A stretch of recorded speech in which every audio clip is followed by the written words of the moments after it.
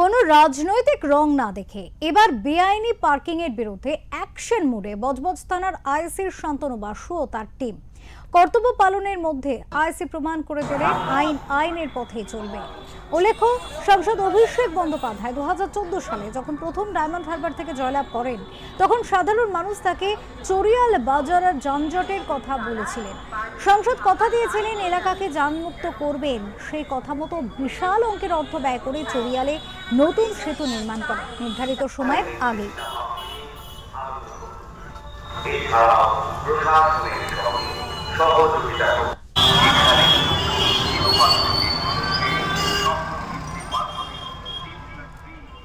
কিন্তু তারপরেও বেশ কিছু ব্যক্তি রাস্তায় ফুটপাত দখল করে ব্যবসা শুরু করেছিলেন এবং বেআইনিভাবে গাড়ি পার্কিং করা হতো।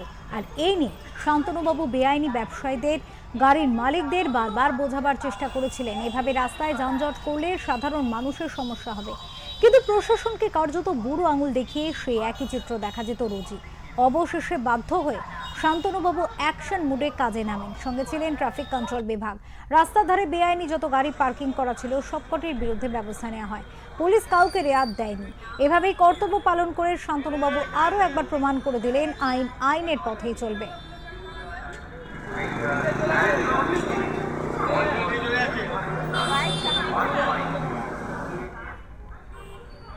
এই ধরনের কাজ করতে গিয়ে অনেকবারই আইসিকে জনপ্রতিনিধিদের কোপের মুখে পড়তে হয়েছে, কিন্তু তা সত্ত্বেও তিনি ডায়মন্ড হারবারের সাংসদের স্বপ্ন এবং সাধারণ মানুষের পুলিশের উপর বিশ্বাস অটুট রাখতেই কোনো কিছু তোয়াক্কা না করে প্রমাণ করে দিলেন পুলিশ সাধারণ মানুষের জন্যই কাজ করে।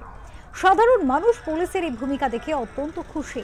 পথ চলতি মানুষ এবং ছোট এবং বড় গাড়ি চালক সকলেই পুলিশের এহেন ভূমিকার প্রশংসা করেছেন।